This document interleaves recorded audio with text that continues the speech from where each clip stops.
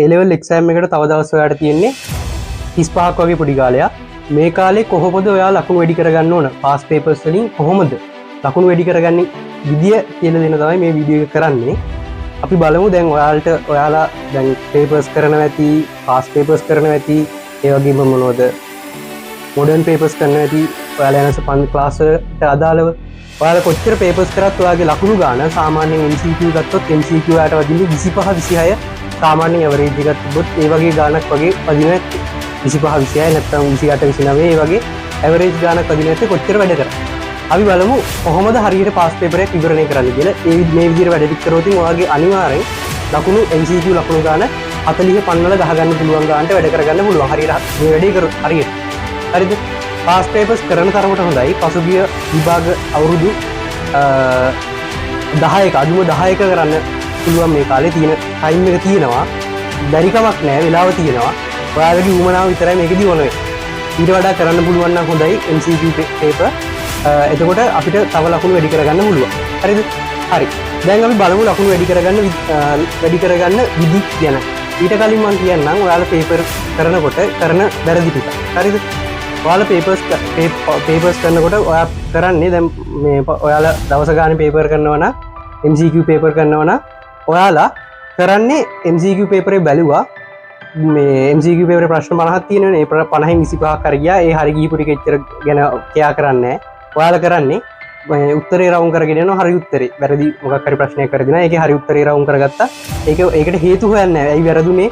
ඒ දේවල් වලට ලොකුවට හේතු හොයලා ඒ දේ හදාගන්න බලන්නේ. ඒක තමයි ඔයාලා කරන පේපර් කරද්දි පේපර් එක කළා විවරණය කරන්න කලින් කරන ලොකුම වැරද්ද ඒක. හරිද? එතකොට ඔයාලා හිතනවා පේපර් කරන්න ලකුණු වැඩි වෙනවා කියලා. එහෙම වැඩි වෙන්නේ නැහැ. පේපර් 100ක් කරත් එහෙම වැඩි වෙන්නේ නැහැ. ලකුණු වැඩි වෙන්නේ විවරණය කියන පේපර් විවරණය කරන එකෙන් තමයි ලකුණු වැඩි වෙන්නේ. හරිද? හරි. දැන් MCQ පේපර් එකක් කරනකොට මේ විදිහට කරන්න try කරන්න. ඔයාලට ආවේනික ක්‍රමයක් ඇති නැත්නම් ඔයාලට සෙට් වෙන ක්‍රමයක් ඇති. ඒ ක්‍රමයට කරලා ලකුණු වැඩි වෙනවා නම් ඒ ක්‍රමය පාවිච්චි කරන්න නැත්නම් මේ ක්‍රමය කරා. හරිද? ඔයාලා එකටම කරන්න ඕන MCQ පේපර් එක කරද්දී MCQ පේපරේ ලේසි ප්‍රශ්න ටික එකට කරගෙන යන්න. හරිද? MCQ පේපර් එක කරනකොට ඔයාලට ලේසි ප්‍රශ්න ටිකක් ඇති. ඒ ලේසි ප්‍රශ්න ටික ඉස්සෙල්ලා කරලා ඉවර කරගන්න. හරිද? ඒකට හේතුව තමයි ඔයාලා ලේසි දැන් පේපර් එක කරනකොට මැදදී අමාරු ප්‍රශ්නයක් ආවුනාට පස්සේ ඒකම ඔයා අල්ලගෙන ඉදියොත් ඉතුරු MCQ ටික මිස් වෙනවා. අපිට පැය දෙකයි තියෙන්නේ. ওই පැය දෙක ඇතුලේ අපි දාන සිල්ලන් ටික සේරම දාලා MCQ ටික කරගන්න ඕන හරියට. හරිද? එතකොට ඔයාලා කරන ලොකුම වැරද්ද හදාගන්න එකට ලේසි ටික කරන්න. ඊට පස්සේ සාමාන්‍යයෙන් මධ්‍යස්ථ ප්‍රමාණයේ මධ්‍යස්ථ මට්ටමේ තියෙන ගණන්. ඒ කියන්නේ ප්‍රශ්න කියනකොට ඔයාලට තේරෙනවා මේක සුළු කිරීම තියෙනවා. ඒ වගේ ඒවා දෙවෙනියට. හරිද? තුන්වෙනි මේ රවුන්ඩ් එකේදී කරන්න ඕන ඔයා අමාරුම ප්‍රශ්න. ඒ කියන්නේ ඔයාලට කරනකොට ඒ ප්‍රශ්නේ හිතන්න ඕන සෑහෙන්න. ඒ වගේ දේවල් අන්තිමට කරන්න. මොකද අපිට ටයිම් එක ඉතුරු කරගන්න පුළුවන් ඒ ක්‍රමේ පාවිච්චි කළා. ඒක MCQ කරනකොට කරන විදිය කරනකොට කරන්න ඕන වැඩ. MCQ පේපර් එක කරනකොට කරන්න ඕන වැඩ. ඊට පස්සේ දැන් ඔයාලට තියෙන කාලය ඇතුළත මේ පොඩි කාලයනේ තියෙන්නේ. මේ කාලය ඇතුළත ඔයා පාඩම් පිටින් කවර් කරලා ප්‍රශ්න කරනවා කියලා හිතාගෙන එහෙම කරනවා නම් එහෙම කරන්න වෙලාවක් නැහැ. ඒක තේරුම් ගන්න ඕන එකට. පාඩම් පිටින් කවර් කරලා ප්‍රශ්න කරනවා කියලා පේපර්ස් කරනවා කියලා එහෙම වෙලාවක් නැහැ. එහෙම කරන්න වෙලාවක් නැහැ. ඔයාලා කෙලින්ම කරන්න ඕන ප්‍රශ්නෙන් තියරියට යන්න. හරිද? ප්‍රශ්නෙන් තියරියට ගිහිල්ලා වැඩේ කරන්න තමයි තියෙන්නේ. හරි. එතකොට පේපර් එක කරනකොට ඔයා කොලයක් පොඩි කොල කෑල්ලක් තියාගන්න. ඒක පේපරේ කරන්න දැන් තනියෙන් පාස් පේපර්ස් කරනකොට ඔයාත් ගොඩක් වෙලාවට කරන්නේ තනියෙන්නේ. තනියෙන් හරියට ටයිම් දීලා කරා. මොකද ටයිම් එක තමයි අපිට මාරු විදිහට වැදගත් වෙන්නේ. MCQ පේපරේ පැය 3ක් කරොත් ඔයාට MCQ 30ක් 35ක් විතර ගහගන්න පුළුවන්. හරිද? හැබැයි පැය දෙකෙන් කරන්න තියෙන්නේ. එතකොට චූටි අපිට සීමාකාරී සාධක වෙන වෙලාව ඒකින්ද වෙලාවට හැමතිස්සෙම වෙලාවට වැඩ කරන්න පුරුදු වෙන්න. මේ කාලේ පේපර්ස් කරනකොට වෙලාව හරියටම ටයිම් එක තියලා කරන්න. පැය දෙක නම් පැය දෙක ඔයාට MCQ දැන් පැය දෙක ඇතුළේ ඔයාට MCQ 35 කියන කරන්න පුළුවන්. එතකොට එතනින් ඉවර කරා. හරිද? ඉවර කළා මේ තාපොඩි පේපර් ඉවර කළා මේ තාපොඩි වෙලාව කරගෙන ප්‍රශ්න ටික try කළා මේ බලන්න කොහොමද කියලා. එතකොට ඔයා අර 35 විතරයි බලන්න ඕන. දැන් පැය දෙක ඇතුළත ඔයා MCQ 35 නේ කරේ. ඒ 35 තමයි බලන්න ඕන අපෙන් කීයක් හරිද කියලා. අන්න ඒ විදිහට වැඩ කරා. වෙලාව තමයි අපිට අංක 1. හරි. ඊට පස්සේ දැන් කරනකොට මම කියවනේ ප්‍රශ්නෙන් තියරියට යන්න කියලා. එතකොට මම උදාහරණයක් විදිහට පෙන්නන්නම්. දැන් අපි බලමු 2018 පේපරේ 25 වෙනි ප්‍රශ්නේ. මම ඒකෙන් කොහොමද ප්‍රශ්නෙන් තීරයට යන්නේ කියලා දෙන්න. දැන් මේකේ තියෙන්නේ මෙහෙමයි. ප්‍රතික්‍රියාවක් දීලා තියෙනවා මෙහෙම. ඔය විදිහට ප්‍රතික්‍රියාවක් දීලා තියෙනවා. මෙතන කාබොක්සිලික් අම්ලයක් සෙට් කරලා තියෙනවා. ඊට පස්සේ මෙතන තියෙනවා CH2 CH2 CO CH3. ඔය විදිහට කීටෝනයක් සෙට් කරලා තියෙනවා. ඊට පස්සේ මෙයාට ප්‍රතිකාරකයක් විදිහට දාලා තියෙනවා සෝඩියම් බෝරොන් හයිඩ්‍රයිඩ් දාලා මාධ්‍ය ආම්ලික කරලා තියෙනවා.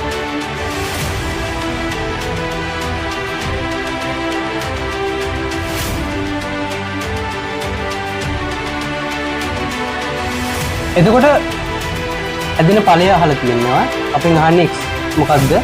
ඒ වගේම ඒ x ට දාලා තියෙනවා වැඩිපුර ග්‍රීන්හාර්ට් ප්‍රතිකාර.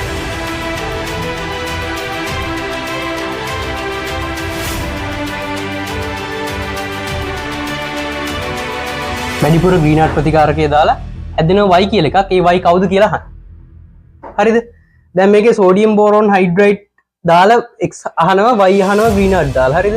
x ට ග්‍රීන්හාර්ට් වැඩිපුර ග්‍රීන්හාර්ට් ප්‍රතිකාරකයේ දැම්මට පස්සේ හැදෙන සංයෝගය තමයි අහන්නේ. ඕකේ. දැන් ඔයා හිතන්නකෝ ඔයා මේ ප්‍රශ්නේ ඔයා දන්නව සෝඩියම් බෝරොන් හයිඩ්‍රයිඩ් වලින් කරන වැඩේ නැත්තම් ග්‍රීන්හාර්ට් ප්‍රතිකාරකයෙන් කරන වැඩේ කවුරු හරි මොකක් හරි එකක් දන්නවා. හරිද? එතකොට මේ දන්න එකෙන් අපි කොහොමද මොකක් හරි එකයි දන්නේ. ඒ දන්න එකෙන් කොහොමද වැඩේ කරන්න කියලා බලමු. අපි හිතමුකෝ ඔයා සෝඩියම් බෝරොන් හයිඩ්‍රයිඩ් වල වැඩේ දන්නවා කියලා. එතකොට සෝඩියම් බෝරොන් හයිඩ්‍රයිඩ් වලට පුළුවන් ඇල්ඩිහයිඩ් කීටෝන මධ්‍යසාර බවට ඔක්සිහරණය කරන්න විතරයි. ඇල්ඩිහයිඩ් කීටෝන විතරයි යාට වැඩ කරන්න පුළුවන්. අන්න ඒ වැඩේ බලන්න. හරිද? එතකොට ඇල්ඩිහයිඩ් කීටෝන විතරයි එතකොට හැදෙන සංයෝගය වෙන්න ඕන. එතන එක් සංයෝගය විදිහට වෙන්න ඕන. ඇල්ඩිහයිඩ් කීටෝන විතරයි ඔක්සිහරණය කරන්න පුළුවන්. එතකොට කාබොක්සිලික් අම්ලය ඔය විදිහටම තියෙනවා. මෙතන කීටෝනය මධ්‍යසාරයක් බවට පත් වෙනවා.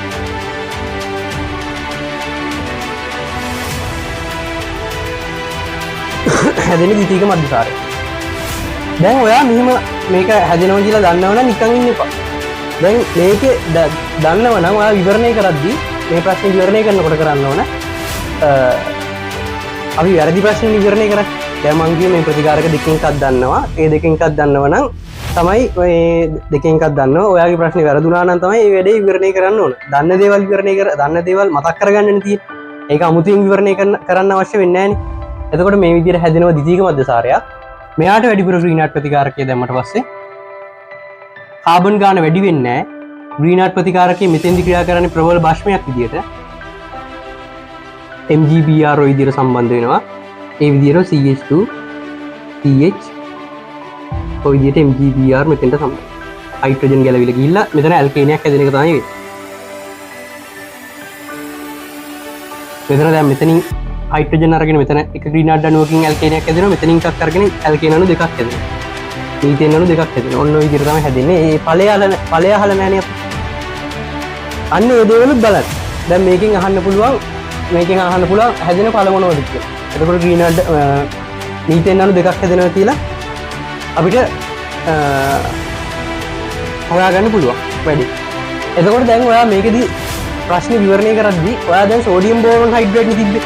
සෝඩියම් බෝරොන් දැන් අපි මේ ඔක්සිහරණය කරන වැඩවලට සෝඩියම් බෝරොන් හයිඩ්‍රයිඩ් පාවිච්චි කරනවා. ඒ වගේම ලිතියම් ඇලුමිනියම් හයිඩ්‍රයිඩ් පාවිච්චි. මේ ප්‍රශ්නේම ඔයා ඉගෙන ගන්න සෝඩියම් බෝරොන් හයිඩ්‍රයිඩ් වලින් කරන වැඩේ සහ ලිතියම් ඇලුමිනියම් හයිඩ්‍රයිඩ් වලින් කරන වැඩේ. මේ වැඩ දෙක ඉගෙන ගන්න. ඒක ඉගෙනගෙන සෝඩියම් බෝරොන් හයිඩ්‍රයිඩ් වලට මොනවද කරන්න පුළුවන්? ඇල්ඩිහයිඩ් කීටෝන තමයි මේ සෝඩියම් බෝරොන් හයිඩ්‍රයිඩ් ඔක්සිහරණය කරන්න පුළුවන්. ඊට පස්සේ ලිතියම් ඇලුමිනියම් හයිඩ්‍රයිඩ් ගත්තට පස්සේ මෙයාට ඇල්ඩිහයිඩ් කීටෝන වගේම මෙයා කාබොක්සිලික් අම්ල ඒ වගේම ඒමයිඩ් ඇමීන බවට පත් කරනවා.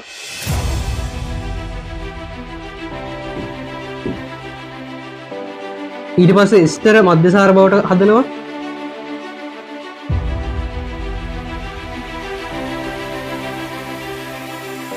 ඇල්ඩිහයිඩ් කීටෝන මධ්‍යසාර බවට හදනවා.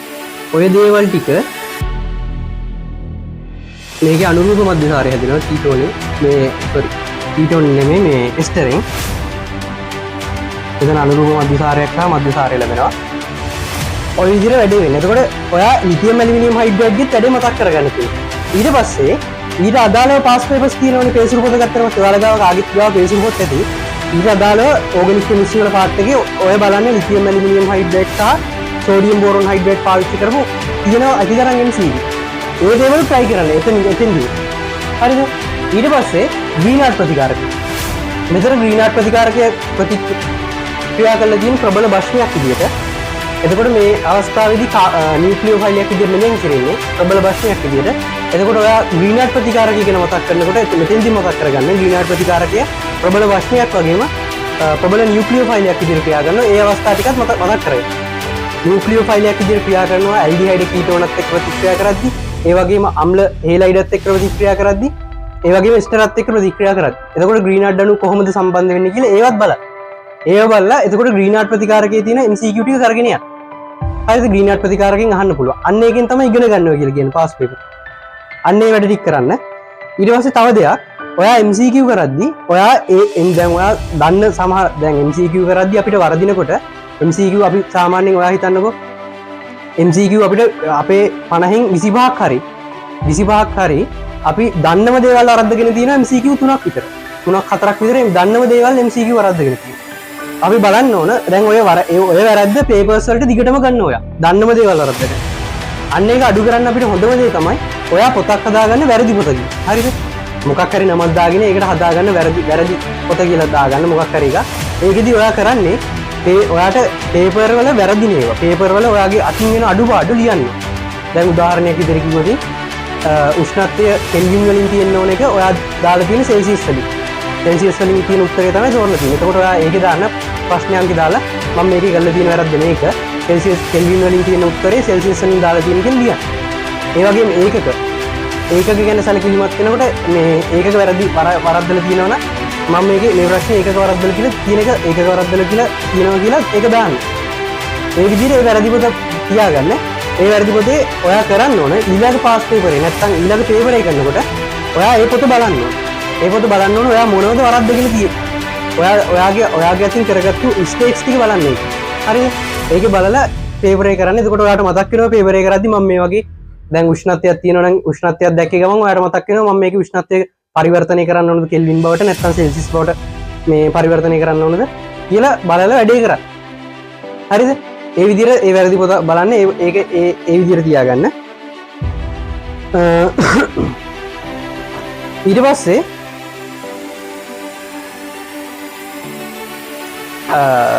වැරදි දේවල් ටික හදාගන්න. ඒ විදිහට වැරදි දේවල් ටික හදාගෙන එහෙම තමයි පේපරේ විවරණය කරන්න ඕනේ. ඊට අදාළව දැන් අපි පේපරයක් විවරණය කරද්දී ඊට අදාළ සමගාමීව ඊට අදාළ පාස් පේපරේ තියෙන පේසුරු පොතේ තියෙන MCQ ටිකක් කරගෙන යන්න. දැන් මම මේක උදාහරණයක් කිව්වේ ඒ විදිහට අපිට අහුවෙන ටික දැන් මොකක් හරි අපි දැන් ඒ විදිහට යනවා. සමහර වෙලාවට අපි MCQ පේපරේ සමහර කොටස් තියෙනවා මේ අපිට දන්නවා අපි කලින් කරලා තියෙනවා අපිට මතකයි. එහෙනම් අදාළ ඒ කොටස විතරක් බලන්න. දැන් ඔයා හිතන්නකෝ එන්ට්‍රොපි සම්බන්ධයෙන් තියෙන ප්‍රශ්නයක් ඔයා වරද්දගන්න. එතකොට ඔයා ඒ එන්තැල්පි පාඩමේ තියෙන ඒක කවර් කරගෙන තියෙන හැබැයි ඔයාලට දැන් මතක නැහැ. දැන් ඔයා කරන්න ඕන ඒ කොටස පොඩි වෙලාවක් අරගෙන බලලා ඊට අදාළ පේස්ටරු ටික කරගෙන යන්න. මේකට වෙලා යන වැඩක්. හරිද? වෙලා යන වැඩක් ඔයා නිකන් ඉඳලා ලකුණු ගන්න බෑ. මේ අන්තිම කාලේ මහන්සි වුණොත් රිසල්ට් එක වෙනස් කරන්න පුළුවන් ලොකු අකුරක්. හරිද? ඔයාට S එකක් තියෙන ළමයෙකුට C එකක් කරන්න පුළුවන්, B එකක් කරන්න පුළුවන්. හරිද? C එකක් තියෙන ළමයෙකුට B එකක් A එකක් කරන්න පුළුවන්. හරිද? B එකක් තියෙන ළමයෙකුට A එකක් කරන්න පුළුවන්. ඔය වගේ ලොකු වැඩක්. හරිද? ෆේල් මට්ටමේ ඉන්න ළමයෙකුට S එකක් C එකක් ගන්න පුළුවන් වැඩක් මේක. මේක ඔයාලා පාස් පේපර්ස් වල ගණන් ගන්න නැහැ තිබ්බට. පාස් පේපර්ස් කරන්න ඕන කියලා දන්නවා. ඔයා ගාව පාස් පේපර් වලට A level පටන් ගන්න කාලේ ඉඳන් තියෙනවා. ඔයා ඒක එච්චර ගණන් ගන්න නැහැ කියා කරන්නේ නැහැ. හරිද? ඒකින්ද ඔයාගේ තියෙන දේ. ඔයා ගාව පාස් පේපර් තියෙනවා. මාර සම්පතක් තියෙන්නේ. හරිද? ඒ තියෙන සම්පතෙන් හරියට වැඩ ගන්න. මම ඊළඟ වීඩියෝ එකෙන් කතා කරන්නම් කොහොමද ව්‍යුහගත රචනා වලට ලකුණු වැඩි කරගන්නේ කියලා. මේක මෙහෙම ඔය විදිහට පාස් පේපර්ස් 10ක් විතර 10ක් 11ක් විතර විවරණය කරගෙන යනකොට ඔය විදිහට කරගෙන යනකොට ඔයාගේ දන්නේම නැතුව ඔයාගේ ලකුණු හැදෙනවා. ඔයාට අමතක වෙච්ච මතක් කරගන්න පුළුවන්. අමතක වෙච්ච කොටස් මතක් කරගන්න පුළුවන්. මේ පේපර් කරනකොට තමයි අපිට තේරෙන්නේ අපිට මේ කොටස අමතකයි, මේ කොටස අමතකයි, මේ කොටස තේරෙන්නේ නැහැ කියලා. ඒ වගේම ඒ සමහර වෙලාවට පොඩි කොටස් තියෙනවා අපිට හදාගන්න පුළුවන්. ඒ හදාගන්න වෙලාව තියෙනවා. ඒ තියෙන වෙලාවේ උපරිම මහන්සියලා වැඩ කරන්න ඔයාගේ රිසල්ට් එක මේ කාලේ අන්තිම කාලේ වෙනස් කරන්න පුළුවන්. හරිද? ඔයා අන්තිම කාලේ මහන්සි වෙන අන්තිම කාලේ මුලින් ඉඳන් වැඩ කරන ළමයි අන්තිම කාලේ මහන්සි වෙනවා. හරිද?